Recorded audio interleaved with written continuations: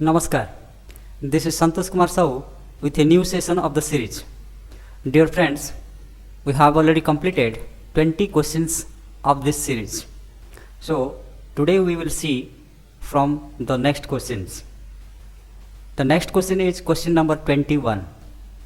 So, here it is given which cereal contains maximum fiber content, यानी किस अनाज में सर्वाधिक रेशा पाया जाता है. Here it is given rice, wheat, bajra and ragi. तो इनमें से अगर हम देखेंगे पर 100 ग्राम में किस में कितना फाइबर अमाउंट होता है.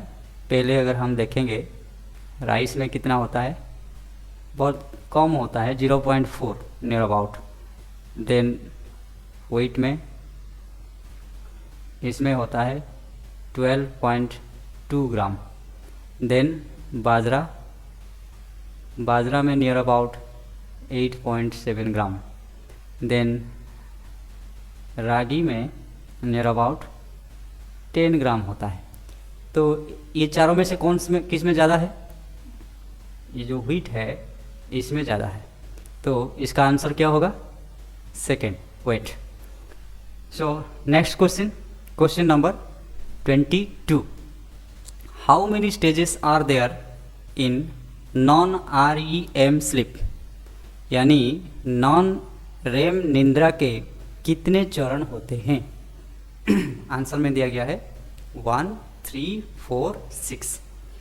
पहले हम समझेंगे कि ये नॉन REM स्लीप क्या होता है. तो स्लीप एक्चुअली ये जो हमारा स्लीप है, हम जब नींद में सोते हैं तो स्लीप को दो हिस्सा में डिवाइड किया गया है. Sleep is divided into 2 parts. One is REM यानी रैपिड आई मूवमेंट. इसको कहा जाता है रैपिड आई मूवमेंट. देन दूसरा सेकंड तरह का स्लीप क्या होता है?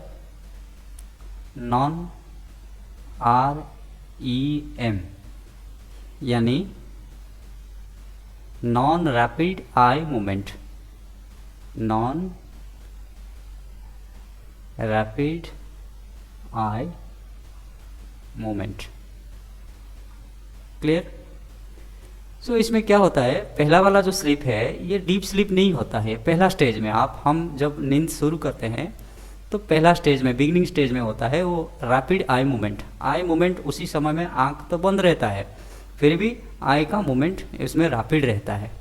और सेकेंड जो वाला स्लीप है इसमें क्या होता है, नॉन रैपिड, मतलब इसमें आई मूवमेंट रैपिड नहीं होता है. क्लियर? तो फिर क्या होता है, ये जो सेकेंड वाला स्लीप है ये वो फिर 3 हिस्सा है, उनका 3 स्टेजेस है. क्या है? ये एक ही स्टेज है, इसका एक ही स्टेज है. और ये सेकेंड वाला जो नॉन REM स्लीप है ये इनका 3 स्टेज है. क्लियर? पहला वाला जो है REM, इसमें क्या क्या एक्टिविटी रहता है? पहला वाला जो है REM, इसमें मेनली आपका ब्रेन एक्टिविटी नॉट स्टॉप. इसमें ब्रेन का एक्टिविटी स्टॉप नहीं होता है. इंटेंस ड्रीम होता है. फास्टर ब्रीदिंग रहता है, ब्रीदिंग फास्टर रहता है. रैपिड आई मूवमेंट होता है. Increase heart beat and blood pressure भी ज़्यादा रहता है उसी समय में. तो इसी तरह का उसमें ये स्लीप का मतलब फास्ट स्टेज है. उसके बाद REM के बाद हम जो नॉन REM स्टेज में एंटर करते हैं. जो नॉन REM स्टेज होता है उसका फिर 3 स्टेज है. नॉन REM इनमें से 3 स्टेज में क्या क्या होता है? पहला स्टेज में ये लाइट स्लीप होता है. इसमें लाइट स्लीप होता है. ये कितना समय तक कंटिन्यू करता है? लगभग 10 मिनट तक कंटिन्यू करता है. क्लियर? एंड जो शरीर का जितना भी एक्टिविटी होता है ये स्टेज में धीरे धीरे getting slow down. The activity, every activity of body getting slow down. Clear. Then second stage में क्या होता है, इसमें मसल रिलैक्सेशन धीरे धीरे शुरू हो जाता है, मसल रिलैक्सेशन आ जाता है, क्लियर। एंड जो थर्ड स्टेज है इसका, इसमें हम जो डीप स्लीप को एंटर करते हैं। एंड यहाँ पे क्या होता है, डीप स्लीप जब हो जाता है तो आप उसको जगा नहीं सकते हैं, बहुत जल्दी वो जग नहीं सकते, क्लियर। तो इसी तरह का ये जो स्लीप का स्टेजेस होता है। एक्चुअली इसमें आंसर क्या होना चाहिए, नॉन REM स्लीप दिया गया है, तो इनका स्टेजेस कितना है, 3 ये होना चाहिए था। लेकिन उसी समय में जो आंसर दिया गया था UGC नेट की तरफ से, वो सभी को ग्रेस दे दिया गया था, गेट माय पॉइंट। लेकिन आंसर इसका क्या होगा, 2 वाला होगा, 3, क्योंकि नॉन REM स्लीप कितना स्टेज है, 3 स्टेज में वो कंप्लीट होता है, clear. So next question is the tricuspid valve is found between, tricuspid valve किसके बीच पाया जाता है। देखिए ये हार्ट का पिक्चर है, इस तरह का ये राइट एट्रियम और राइट वेंट्रिकल है, इसमें लेफ्ट एट्रियम लेफ्ट वेंट्रिकल है।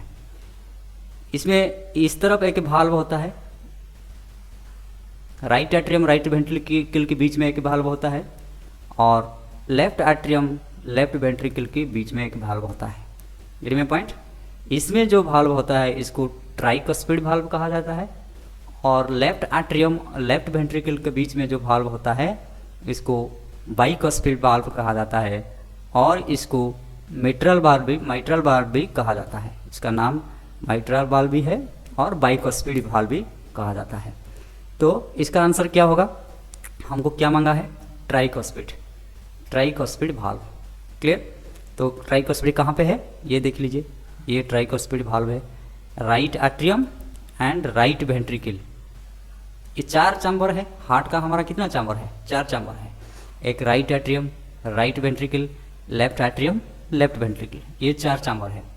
तो 4 चैम्बर के अंदर इसमें right atrium and right ventricle के बीच में एक मतलब वाल्व है, उसका नाम है ट्राइकॉस्पिड। क्यों इसको ट्राइकॉस्पिड कहा जाता है, देखिए बाइकॉस्पिड में ये बाई मतलब 2, इस तरफ है इस तरफ है, ओपनिंग है, गेट माय पॉइंट। ट्राइकॉस्पिड इसमें 3, इस तरफ ट्राई मतलब 3, इसमें ब्लड आ जाएगा, फिर बैक फ्लो नहीं होगा, दोनों में ऐसा ही है।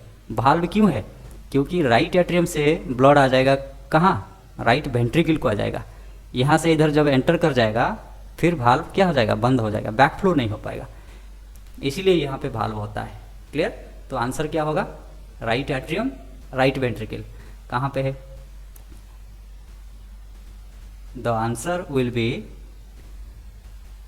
राइट एट्रियम राइट ऑरिकल भी कह सकते हैं, यहाँ पे एट्रियम नहीं दिया है, right auricle and right ventricle, ये वाला, this is the right answer. I hope it is clear.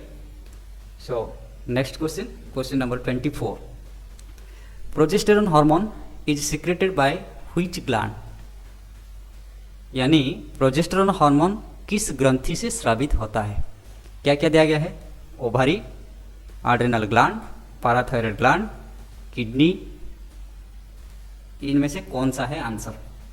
तो हम यहाँ पे एक लिस्ट आपको दिए हैं, इनका क्या क्या कहाँ से कौन सा हार्मोन सिक्रेशन होता है। ओवरी से क्या होता है, oestrogen and progesterone. Adrenal gland से क्या होता है, एड्रिनल ग्लैंड 2 तरह का होता है, एक मेडुला होता है, एक कॉर्टेक्स होता है। मेडुला से क्या होता है, एपिनेफ्रिन, उसको एड्रेनालाइन कहा जाता है, एंड नॉरएपिनेफ्रिन नॉरएड्रेनालाइन। और कॉर्टेक्स से क्या सिक्रेशन होता है, एड्रेनल कॉर्टेक्स से कॉर्टिसोल एंड एल्डोस्टेरॉन। किडनी से क्या होता है, erythropoietin, calcitriol and rennin.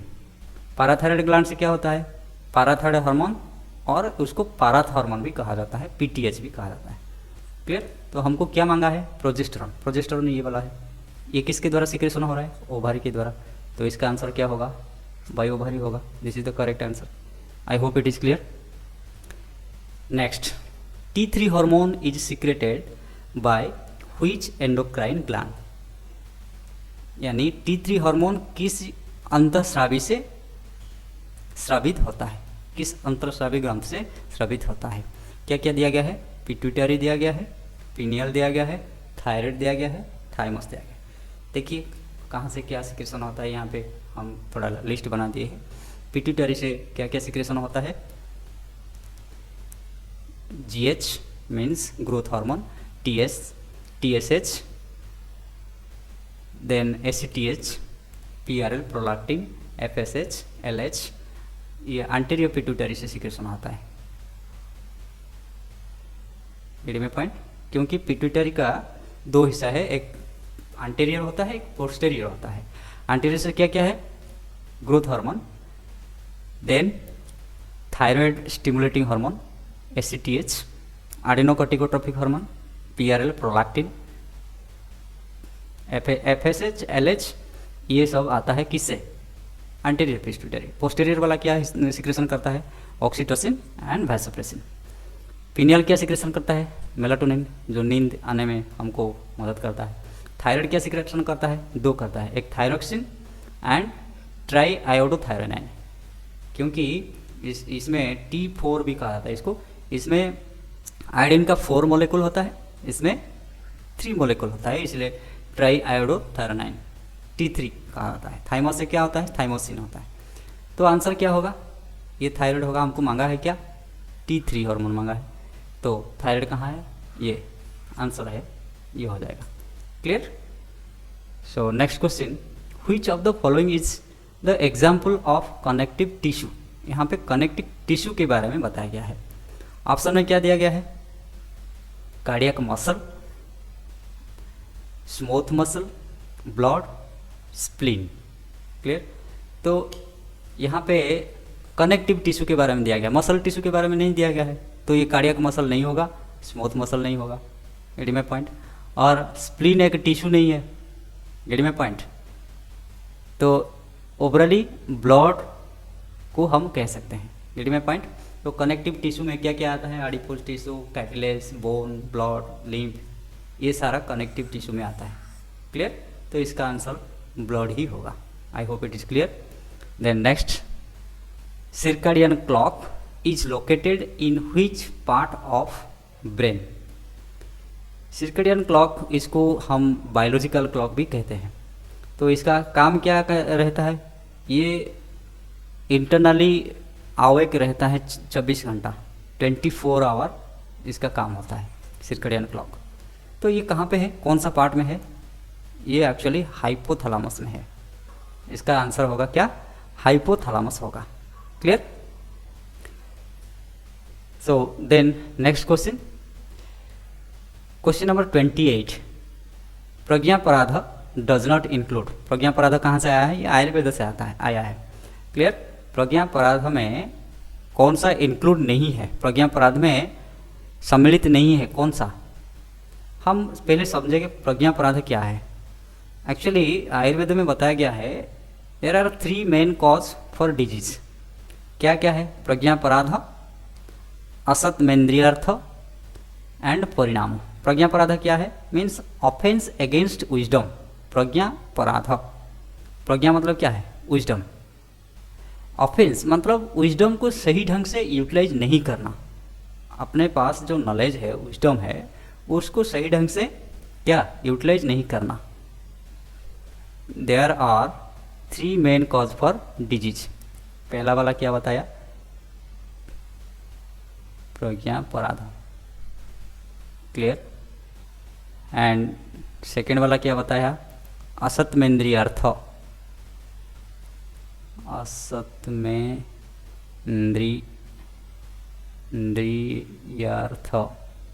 Clear? इसका मतलब क्या है? Misuse of senses. मतलब इंद्रिय मतलब क्या है? सेंस। हमारा जो सेंस ऑर्गन है उसको मिसयूज करने से भी हमारा डिजीज हो सकता है। पहला तो एक मिसयूज ऑफ विजडम, सेकेंड वाला misuse of sense, and third क्या होता है? डिजीज का कारण क्या है? परिणाम। परिणाम मतलब आप जिस एनवायरनमेंट में रह रहे हैं उसका अगर आप चेंज कर देते हैं, एनवायरनमेंट अगर चेंज हो जाता है, सीजनल हम देखते हैं कि ज़्यादातर हम सीजन जब चेंज होता है उसी समय में कुछ डिजीज हो जाता है हमको। हिट में पॉइंट, ज़्यादा धूप होता रहता है, उसके बाद फिर बारिश हो जाता है, इस बीच में आ जाता है कुछ कुछ डिजीज हो जाता है। और फिर ठंड ज़्यादा चल रहा है, उसके बाद फिर धूप आ जाएगा उसके बीच में। तो अगर आप कहीं एक ठंडी एरिया में रह रहे हैं, फिर आप अगर कहीं चेंज कर दिया, प्लेस चेंज कर दिया इमीडिएट, तो उसी समय में, तो ये एनवायरमेंटल जो सीजनल वेरिएशन होता है, एक्सटर्नल एनवायरमेंट चेंज होने से ये डिजीज होता है, उसको परिणाम कहा जाता है। क्लियर? तो ये तीन अगर समझ गए तो फिर प्रज्ञा प्रारब्ध क्या होता है, ये फिर तीन तरह का होता है। इसमें क्या क्या आएगा, एक है धी भ्रंश, प्रज्ञा जो है धी भ्रंश, एंड सेकंड क्या है, धृति, धृति भ्रंश। थर्ड क्या है, स्मृति भ्रंश।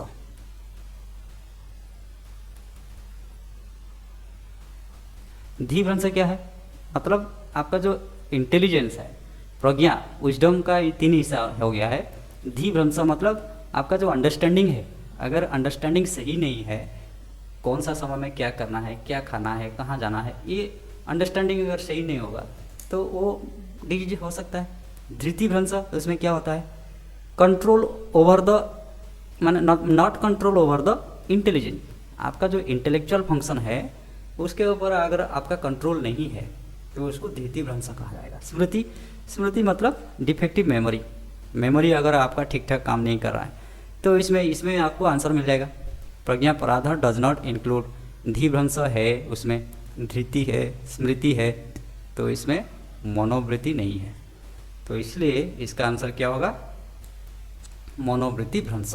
I hope it is clear. So next question, question number 29, metabolic syndrome does not include, कौन सा डिजीज मेटाबॉलिक सिंड्रोम में आता नहीं है।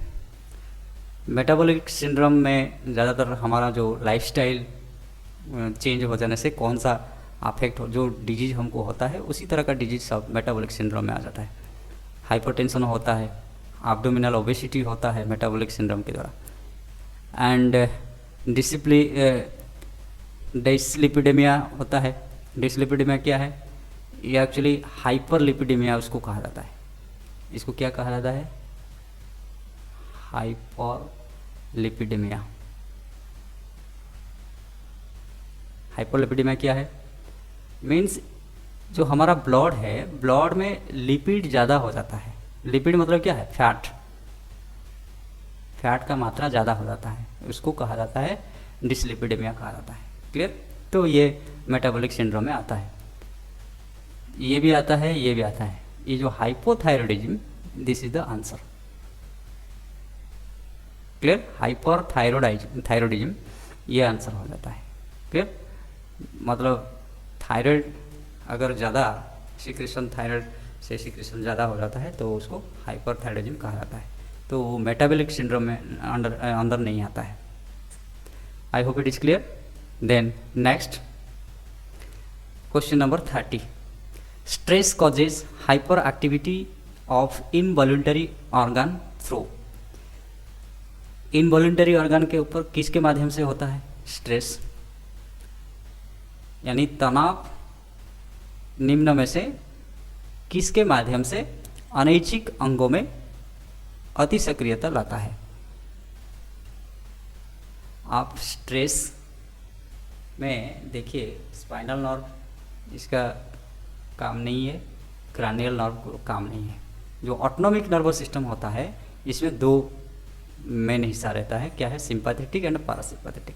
सिंपैथेटिक का काम क्या होता है, हर समय में हाइपर एक्टिविटी करता है ऑर्गन को। रीडिंग में पॉइंट, हमारा जितना भी इनवॉल्यूंटरी ऑर्गन है हमारा जिसमें कंट्रोल नहीं है, उस ऑर्गन सिंपैथेटिक नर्व क्या करता है, सब एक्टिव कर देता है। और पैरासिम्पैथेटिक, क्योंकि ये फाइट और फाइट मोड को ले आता है, पैरासिम्पैथेटिक नर्व क्या करता है, सबको काम डाउन करता है। तो ये हाइपर एक्टिविटी करता है, ये हाइपो एक्टिविटी करता है, तो इसीलिए इसका आंसर क्या होगा, sympathetic nerves. I hope it is clear. Next question for a small yoga class best sitting arrangement of the student में बी, यानी किसी छोटी योग कक्षा के लिए विद्यार्थियों के बैठने की सर्वाधिक उत्तम व्यवस्था कौन सा हो सकता है? पहला वाला दिया है स्ट्रेट रो, केडी में पॉइंट। ये स्मॉल योगा क्लास के बारे में दिया गया है, इसको देखना है, ध्यान में रखना है। स्ट्रेट रो मतलब क्या, कैसे सिटिंग अरेंजमेंट होगा? एक स्ट्रेट रो, ये सीधा, क्लियर। सर्कुलर फॉर्म, सर्कुलर मतलब कैसे बैठेंगे बच्चे?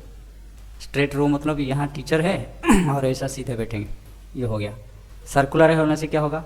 टीचर बीच में होंगे और चारों तरफ स्टूडेंट होंगे, केडी में पॉइंट। ये सर्कुलर हो गया। सेमी सर्किल, सेमी सर्किल मतलब टीचर इधर रहेंगे, ये सेमी सर्किल है, केडी में पॉइंट, इस तरह का, इसको सेमी सर्किल कहा जाता है। डबल सर्किल फॉर्म क्या? ये सर्किल के बाद फिर और एक सर्किल, ये बीच में जो गैप है ये पीछे बैठ जाएंगे। तो डबल सर्किल क्या? ये तो नहीं हो सकता है, बहुत सारे बच्चे होंगे तभी सर्किल में अच्छा लगेगा, डबल सर्किल में अच्छा लगेगा, एडी में पॉइंट। तो सर्कुलर फॉर्म भी अच्छा नहीं, सर्कुलर फॉर्म भी अप्रोप्रिएट नहीं होगा एंड डबल सर्किल भी नहीं होगा। तो ये हमको स्मॉल योगा क्लास बताया है, इसीलिए स्ट्रेट होने से भी अच्छा नहीं लगेगा, क्योंकि यहाँ पे जो है टीचर इस तरफ जो बैठेगा, इस तरफ जो बैठेगा, टीचर का जो आई कांटेक्ट इतना ज़्यादा नहीं होगा और ये अच्छा नहीं लगेगा। इसीलिए जो सेमी सर्कुलर है ये स्मॉल ग्रुप के लिए अच्छा होगा। तो इसका आंसर क्या होगा? इसका आंसर होगा semi circle. This is the answer, gate my point. I hope it is clear. Next is question number 32। Learning of a specific yoga practice by a student depend upon, मतलब किसी विद्यार्थी द्वारा किस विशिष्ट योग अभ्यास को सीखना निम्नलिखित में से किस पर निर्भर करता है? पहला दिया गया है कंसंट्रेशन ऑफ इंस्ट्रक्टर। अगर हमको योगा सीखना है तो इंस्ट्रक्टर से हमको क्या चाहिए? उनका कंसंट्रेशन के साथ आपका क्या लेना देना है? ये नहीं हो सकता है। Power of the instructor, instructor में कितना पावर है उसमें विद्यार्थी को क्या चाहिए, क्या लेना देना है? कुछ चाहिए क्या? नहीं। Clear instruction of the instructor, ये हो सकता है। और 4 नंबर पे क्या दिया गया है? Self confidence of the instructor. Self confident instructor का सेल्फ कॉन्फिडेंस होना जरूरी है, ये होना जरूरी है, लेकिन आपको सबसे जो निकटतर आंसर चूज करना है। तो इसीलिए क्लियर इंस्ट्रक्शन, अगर इंस्ट्रक्टर का इंस्ट्रक्शन क्लियर नहीं है तो विद्यार्थी सही ढंग से सुन नहीं पाएगा, फॉलो नहीं कर पाएगा, डाउट बहुत सारे आएगा। इसलिए ये ही उसका आंसर होगा, clear instruction of the instructor. I hope it is clear. Then next question, question number 33।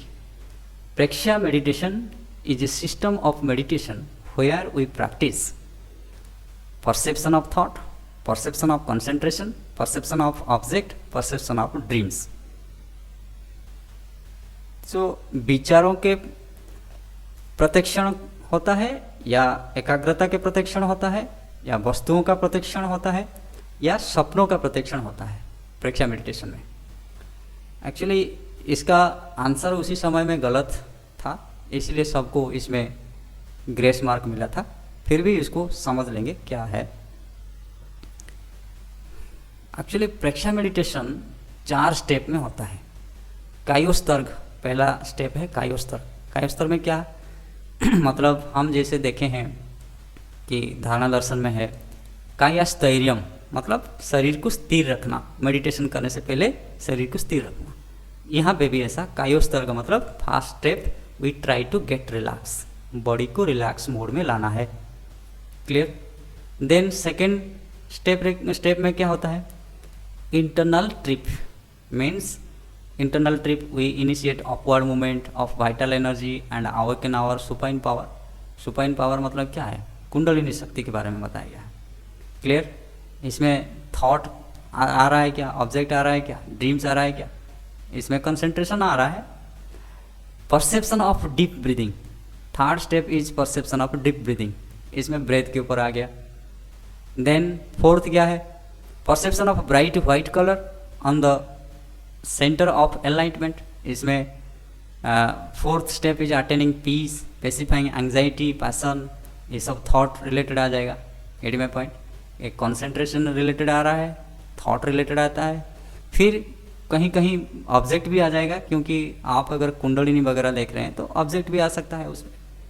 तो इसका आंसर इसीलिए एक कंफर्म आंसर नहीं है यहाँ पे, इसलिए सबको ग्रेस मिला था।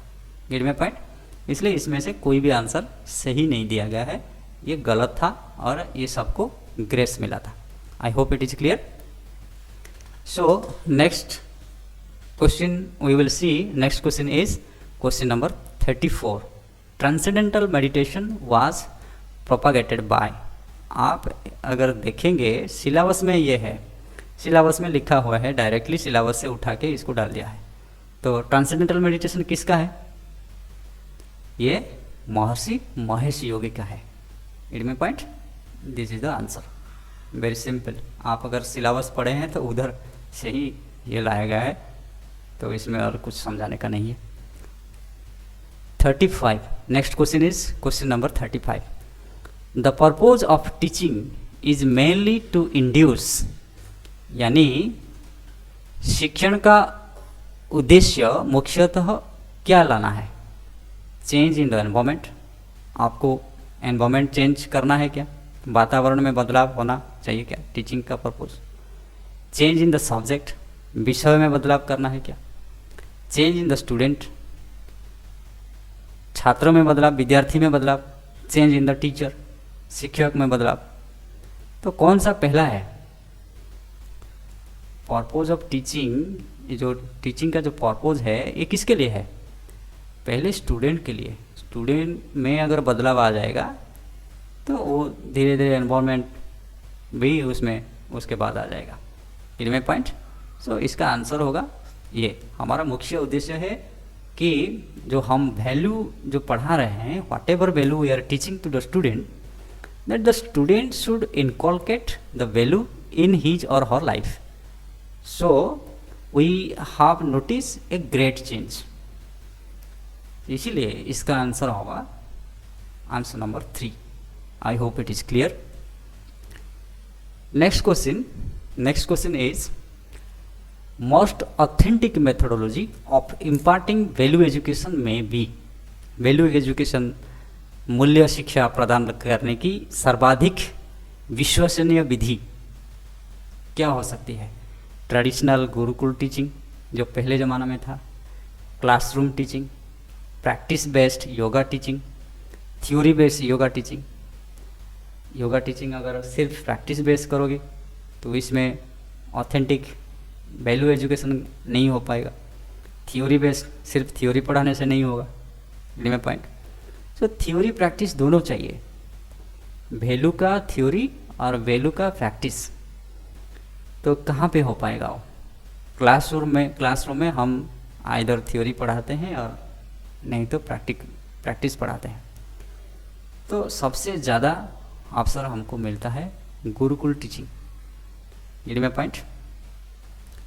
जो ट्रेडिशनल गुरुकुल टीचिंग, उधर बच्चों को वैल्यू के बारे में पढ़ाया जाता था, उसके साथ साथ जीवन में कैसे उसको अमल में लाया जाए उसके बारे में भी वहाँ बताया जाता था। प्रैक्टिकली लाइफ में कैसे वैल्यू को इनकलकेट करना है उसको भी बताया जाता था। लेकिन ये वाला हमारा क्लासरूम में नहीं हो पाता है। इट में पॉइंट। सो इसका आंसर पहला वाला होगा, traditional gurukul teaching. I hope it is clear. Next question number 37। Hot flashes, disturb sleep and emotional changes are the characteristic features of. कुछ सिंड्रोम दिया गया है, इनमें से कौन सा सिंड्रोम का ये सारा सिम्टम आता है, hot flashes, disturb sleep, emotional changes. ये जो जितना भी सिंड्रोम दिया गया है, इस सिंड्रोम का क्या क्या चेंजेस है ये आपके लिए यहाँ नोट किया हूँ। तो पहले देखेंगे प्री मेंस्ट्रुअल सिंड्रोम, PMS भी उसको कहा जाता है। इसमें क्या क्या होता है, मूड स्विंग होता है, मूड में बदलाव हो जाता है, टेंडर ब्रेस्ट होता है, मतलब थोड़ा सा दर्द शुरू हो जाता है ब्रेस्ट में, फूड क्रेविंग होता है, फैटिग थकान लगता है, इरिटेबिलिटी होता है, डिप्रेशन शुरू हो जाता है। इट में point. And then next menopausal syndrome. इसमें क्या होता है, मेनोपॉजल मतलब इरेगुलर पीरियड होता है, वेजाइनल ड्राइनेस हो जाता है, हॉट फ्लैशेस होता है, नाइट स्वेट होता है, स्लीप प्रॉब्लम शुरू हो जाता है, मूड चेंजेस होता है। गिरी में point. Thinning hair and dry skin शुरू हो जाता है, लॉस ऑफ ब्रेस्टफुलनेस, ये भी धीरे धीरे लॉस होता है। तो ये सारा किसका सिंड्रोम है, menopausal syndrome. Then metabolic syndrome में क्या होता है, एब्डोमिनल ओबेसिटी, गिरी में पॉइंट। डाइसिप्लिडेमिया होता है, पहले वाला बताया था उससे पहले क्वेश्चन में। ब्लड प्रेशर रेज होता है, इंसुलिन रेजिस्टेंस बढ़ता है कमता है, गिरी में पॉइंट। देन नेफ्रोटिक सिंड्रोम में क्या होता है, ये किडनी डिजॉर्डर है, गिरी में पॉइंट। तो प्रोटीन ज़्यादातर यूरिन में पास होता है, उसको नेफ्रोटिक सिंड्रोम कहा जाता है।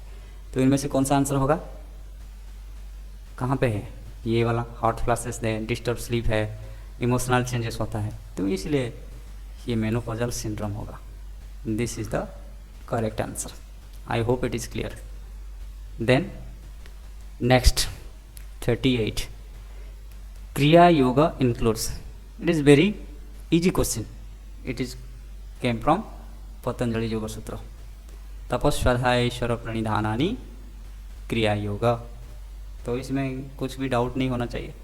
तप, स्वाध्याय, ईश्वर प्रणिधान, इनमें पॉइंट, ये तीनों जहाँ पे है वही होगा आंसर। तपो BAD, कहाँ पे है, BAD। This is the correct answer. Second, ये जो सेकंड पादा है, सेकंड पादा से आया है, क्रिया योग को वहाँ बताया गया है। Clear? So I hope it is clear. Next question, question number 39। Jainism preaches 3 रत्नस। जैन दर्शन 3 रत्नों का उपदेश देता है। क्या क्या है, क्या क्या देता है? सम्यक दर्शन, सम्यक ज्ञान, सम्यक चरित्र। सम्यक दर्शन मतलब क्या है, राइट फिलोसॉफी, हाँ या नहीं। देन सम्यक ज्ञान मतलब क्या है, राइट नॉलेज, ये होगा। देन सम्यक चरित्र, चरित्र कहाँ पाया आएगा, राइट कंडक्ट, ये 3 होगा। ABC, हाँ या नहीं। तो ABC कहाँ पे है, ABC are correct. This is the correct answer. याद रखना, जैनिज्म में क्या है, सम्यक दर्शन, सम्यक दर्शन, देन सम्यक ज्ञान, ये है सम्यक ज्ञान। क्लियर? देन सम्यक चरित्र, सम्यक चरित्र। Clear? So next question, question number 40। According to Kathopanishad, Yamraj lured Nachiketa by providing, मतलब कठोपनिषद के अनुसार यमराज ने नचिकेता को क्या प्रलोभन दिया था, क्या क्या प्रलोभन दिया था? पहले दिया गया है son and grandson of 100 and above year of age, ये में पॉइंट। शताधिक आयु देना, पुत्र देना, पौत्रादि देना, ये भी दिया, ये प्रलोभन दिखाए थे। काऊ, एलिफेंट, हॉर्स, ये देने के लिए भी प्रलोभन दिया गया था उनको।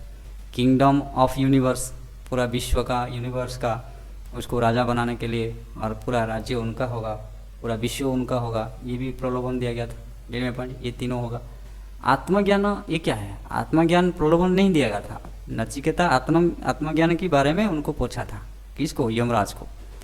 ये यमराज ने उनको बताया था कि इसको छोड़ के बाकी जो संसार में जितना भी चीज़ है, सारा चीज़ मैं तुमको दे रहा हूँ, इसके बारे में मत बोलो अभी। तो ये नहीं होगा, क्योंकि ये प्रलोभन नहीं दे रहे थे वो, क्योंकि नचिकेता को यही चाहिए था, बाकी कुछ नहीं चाहिए था। क्लियर? सो इसका आंसर होगा A B C. A B C कहाँ है? पहला वाला है। I hope it is clear. So this is the last question of this session. Thank you everybody. आप अगर फेसबुक में हमको देख रहे हैं तो हमारा पेज को ज़रूर फॉलो कीजिए, लाइक कीजिए। अगर यूट्यूब में देख रहे हैं तो यूट्यूब पेज को सब्सक्राइब कीजिए, अगर नहीं किए तो लाइक कीजिए, शेयर कीजिए, और हाँ, कमेंट ज़रूर कीजिएगा। अगर कहीं डाउट है क्वेश्चन में तो कमेंट ज़रूर कीजिए, हम कोशिश करेंगे आपका डाउट को क्लियर करने के लिए। थैंक यू, धन्यवाद।